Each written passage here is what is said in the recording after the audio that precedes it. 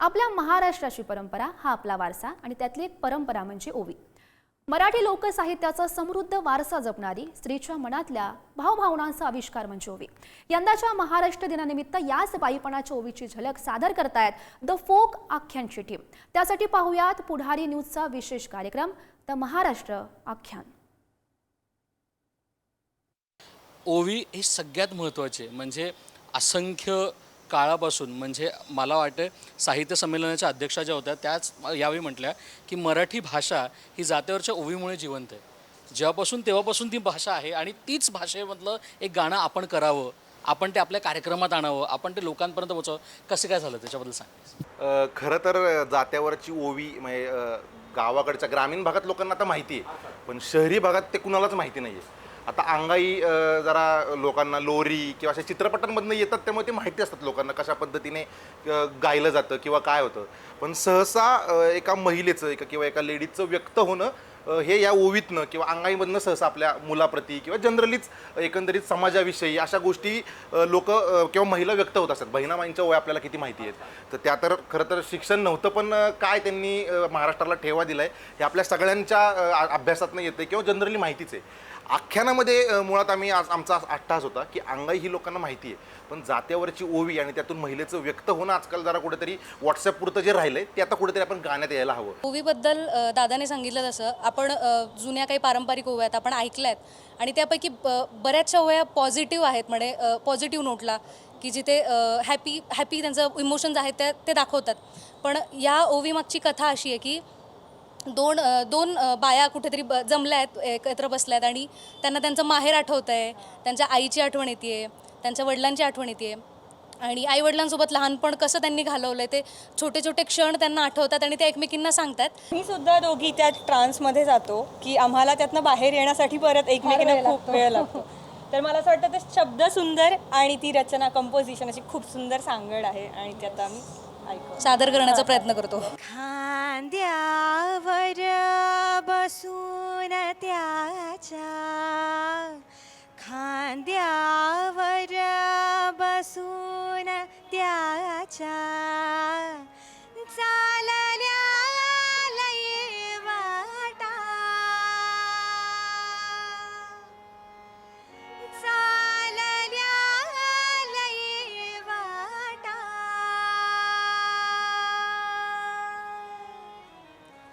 देवादी मुखात ग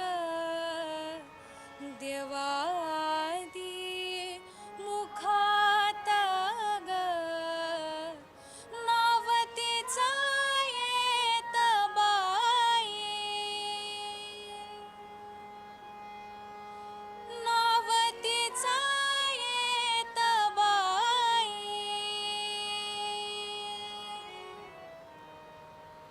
लेकी मंदी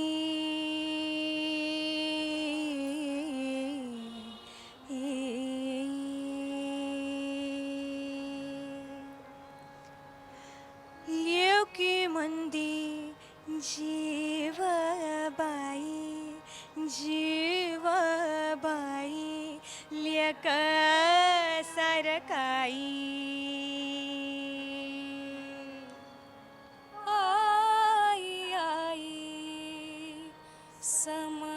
समजायला एक जलम पुरा नाही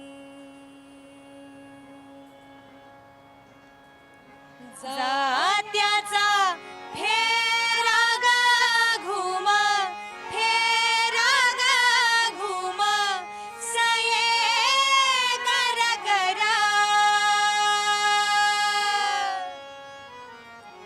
जात्याचा फेरा ग घुम फेरा ग घुम सये गरगरा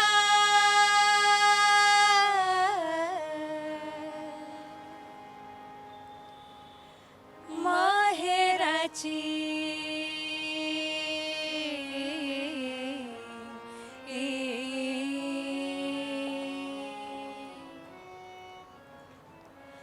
माहेराची सयभती ग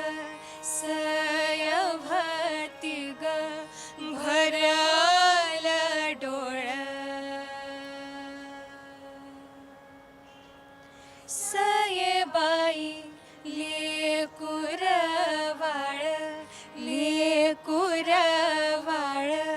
जात्यात वल. शिवा आमचा प्रयत्न हाच आहे की महाराष्ट्राचा सगळ्या रंग दाखवत आपण आजचा दिवस साजरा करायचा. आणि मला खरं असं खूप भारी वाटतं की आपला महाराष्ट्र किती सक्षम आहे बघ, आणि आपल्या महिला किती सक्षम आहेत ज्या एवढ्या प्रकर्षपणे हे मांडतात, आणि हा लिहिणारा एक पुरुष आहे. हो